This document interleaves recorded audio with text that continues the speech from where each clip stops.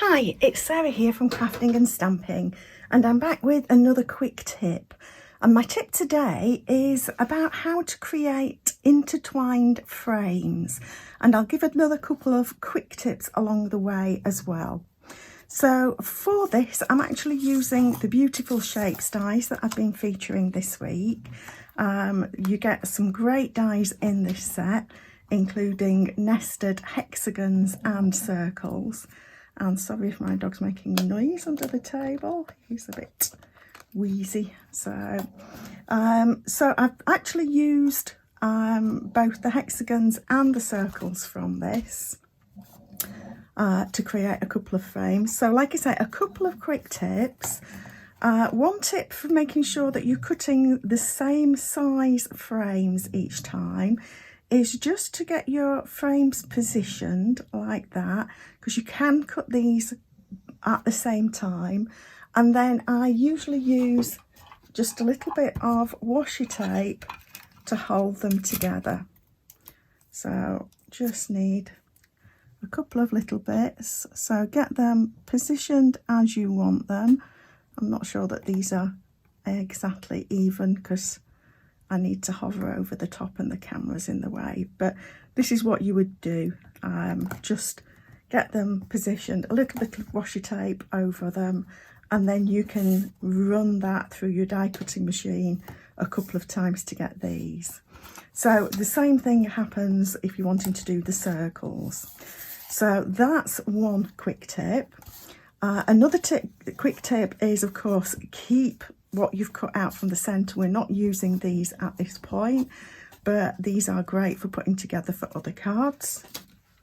So the actual tip in terms of intertwining these, you can do this the very simple way and just actually pop these, because these are quite thin, you can pop them together without hurting them too much, but there is still a little bit of stress on there.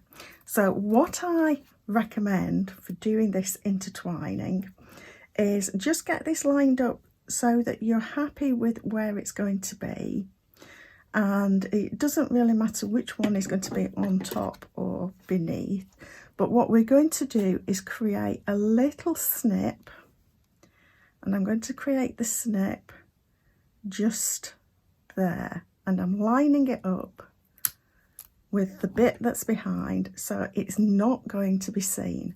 So the idea now is that we can wind these together gently so that they don't get creased. So let's just get these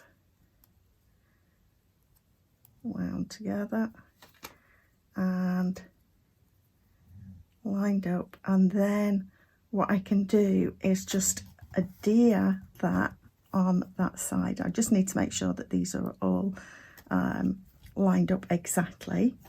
My next tip for this is have your whatever colour you're going to be using behind cut out to the same, and then adhere this behind, lining it up with one of those, so that you end up with something like that.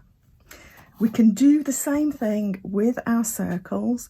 Just decide where you're going to want them to be, and then you just snip in a line between the two edges of the one that's behind, and then you're just going to glue it behind like that. So nobody's going to know that that's actually glued behind. So we just fasten it like that, and this is it. All that you need to do is pop a little bit of glue wherever you're going, because it's in circles, it really doesn't matter where I put this, and we'll just get that lined up, get those two edges to meet behind, hold it a couple of seconds, away any excess glue, and there you've got intertwined frames. And you can do this with any shape. All that you're needing to make sure that you do, like I say, is just make sure that your snip goes in the middle, along the middle of the piece that's behind. So I hope that that is a handy little tip for you to use. I think that you can have a lot of fun with all sorts of different shapes, creating your own little frames and intertwining them together. So thank you for stopping by. Please subscribe to my blog below for a quick tip like this every Friday, quick card every Monday, and odd videos as well in between. That's great. Thank you. Bye.